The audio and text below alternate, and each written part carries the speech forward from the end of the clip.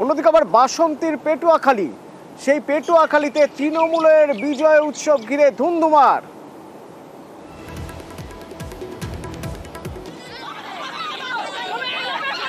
সাতজন জখম, যা খবর পাওয়া যাচ্ছে। গোষ্ঠী কোন্দল তৃণমূলের, সেই অভিযোগিত উঠছে।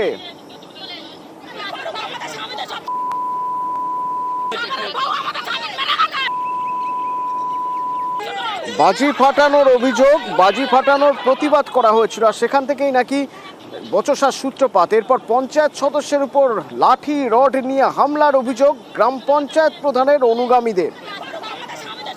গোষ্ঠীদ্বন্দ্ব, পুলিশ তৃণমূল অবশ্য অস্বীকার করছে। তৃণমূল জেলা নেতৃত্ব দাবি করছে এই বিবাদ পারিবারিক বিবাদ।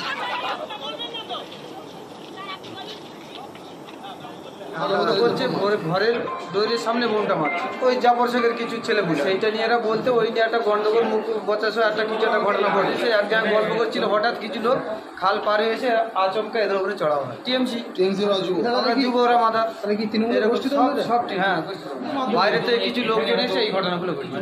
এখানে মাদার যুব বলে এরকম কোনো ব্যাপার নয়, একটা পারিবারিক ব্যাপার, জমি নিয়ে বিবাদ, তাই নিয়ে গন্ডগোল ঝামেলা হয়েছে।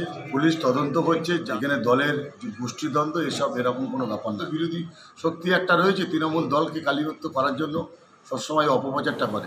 সম্পূর্ণ ভিত্তিহীন অভিযোগ।